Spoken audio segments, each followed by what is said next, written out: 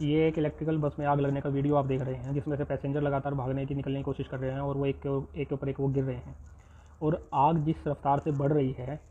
वो इस वजह से बढ़ रही है कि जो इलेक्ट्रिकल जो व्हीकल होते हैं उनके अंदर जो बैटरी होती है, उनके अंदर जो छोटे छोटे जो सेल होते हैं वो एक के बाद एक लगातार फटते रहते हैं।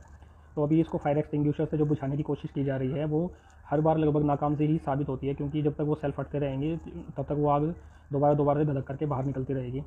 और इसी तरीके की इलेक्ट्रिकल बस की वीडियो आपके ने पिछले दिनों भी देखी होगी, जो दिल्ली के रोहिणी के एक डिपो की थी, जहाँ पर वो खड़ी खड़ी बस जल गई थी अपने आप ही। शुक्र है क्योंकि वो उस टाइम डिपो में खड़ी थी, वो चल नहीं रही थी, उसमें कोई पैसेंजर नहीं था।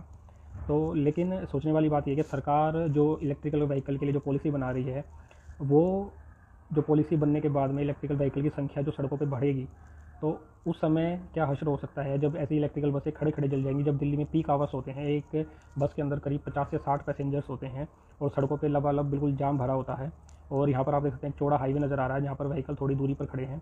लेकिन अगर यही व्हीकल दिल्ली वाले जाम में अगर एक तरीके से फंस करके जलना शुरू हो जाए, तो ये आसपास के व्हीकल को भी कितना ज़्यादा नुकसान पहुँचाएगा। दूसरी चीज़, ऐसी सिचुएशन में अगर आप देखें, जैसा कि मैंने कहा था, एक के बाद एक सेल फटते रहते हैं, इसलिए इस आग को बुझाना उतना आसान नहीं होता जितना आप किसी और दूसरी आग को जितनी आसानी से आप बुझा सकते हैं। फायर एक्सटिंग्विशर जो सिलेंडर वो भी लगातार मतलब खाली हो रहे हैं, लेकिन उनका कोई खास फ़ायदा हो नहीं रहा है। लेकिन जब